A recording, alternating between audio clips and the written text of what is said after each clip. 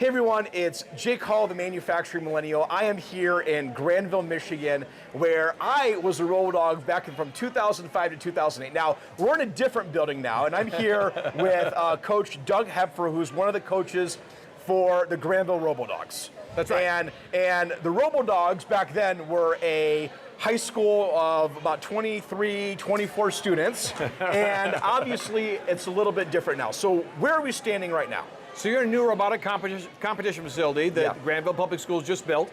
There's 60,000 square feet of STEM space here in competition space. So 60,000 square feet dedicated for not just high school students, but you're gonna have Lego League challenges here. What are all the different programs that Robo League has now, so that the Robodogs have now? We run programs from second grade all the way through adults. So we're going to introduce our first adult programs this year. So we start with Lego League and Vex IQ for the little guys, right, up to sixth grade.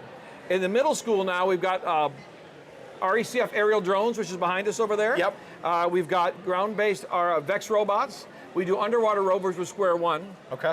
At the high school level, we've got aerial drones with Bell, the helicopter people. That's a national competition. It exists in two places, Texas and here now in this facility. We play FIRST Robotics, right? 3 FIRST Robotics teams. We still love FIRST. You were our first team a long time ago, right? Many years ago. We're still in FIRST. We love that organization. We love the scale of big FRC events. We play VEX at the high school level. We are 6 of the last 8 years we're state champions. So we're halfway decent now. You guys have a, now the one thing that I find really unique about this is how many students going from second grade up to 12th grade right now are involved within the robotics program here at Grandville? We'll have 700 students from the second grade through graduate. So 700 students in a single school district are involved with robotics, which is, I would say, probably more than a lot of sports programs, right? We are larger than all the sports programs combined. We're larger than Marching Man. When you have 700 students that are part of the program, you have a lot of graduates. Yes. And a lot of seniors. So the one thing about here is you have a lot of banners of where students are going to college after. What do those banners represent? So we graduate students here into several different paths. Some go off and go into the trades and go to work as an electrician or a plumber. Some go off and get a co-op program and go to work in a local manufacturer, building tools, running machines. Some go off to college and become mechanical engineers, electrical engineers, computer science people. The pennants you saw in the other room are graduation pennants from every student that graduated since 2013. Okay. We cover the entire country.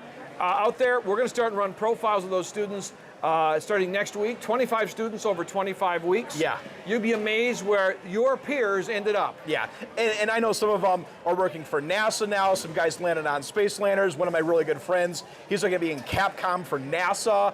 You know, for me, I've been in the industry for, there's a lot of incredible things. But the other big thing is you guys have done a really good precedent of helping kids succeed at the next level in terms of scholarships. What would your estimate be on how much money you have helped, kids graduating, getting scholarships as a result of the program? Well, now that's a hard question.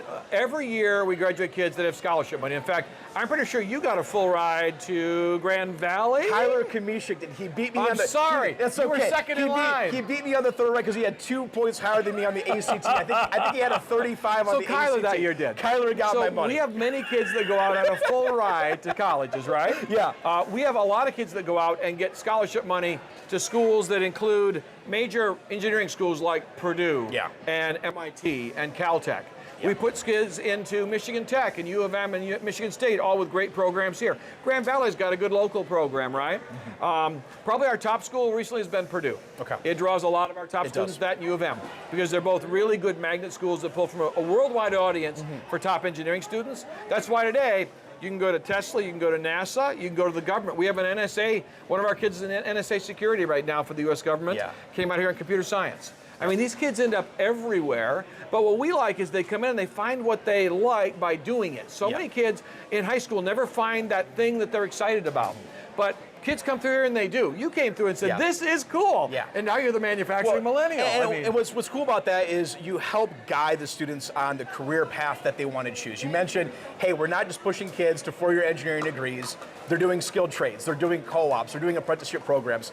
The other big thing that I want to hit is it's not just you as a school district partnering with Grandville, it's a lot of the manufacturing companies as well. And one of the big announcements that came out a few weeks ago was a local manufacturer that makes water heaters did what, $125,000 commitment over the next 5 years. Yep.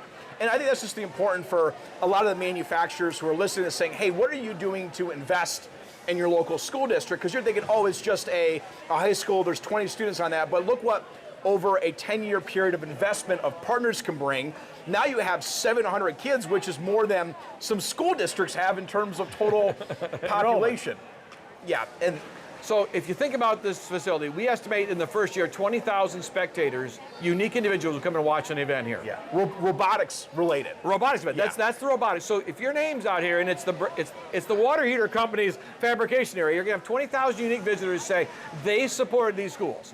I have students that are going to school studying engineering, going, where am I going to work? Not many understand there are really great jobs here in Michigan still. They all say, I got to go to California, I got to go to Texas. You don't. There are some great companies here in Michigan, and that's one of them.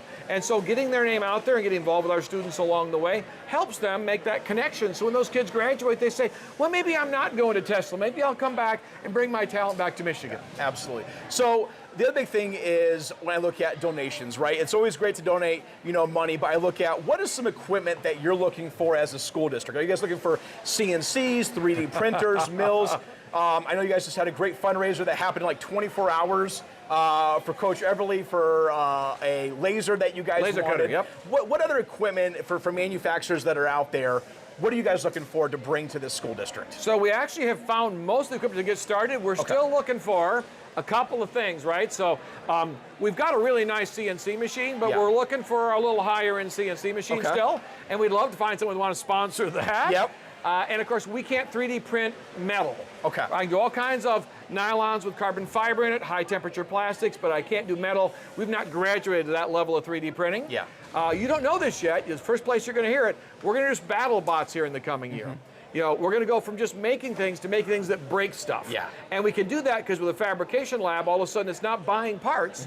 You make another one for $4 and put it back on. You teach kids about reliability and durability. Yeah.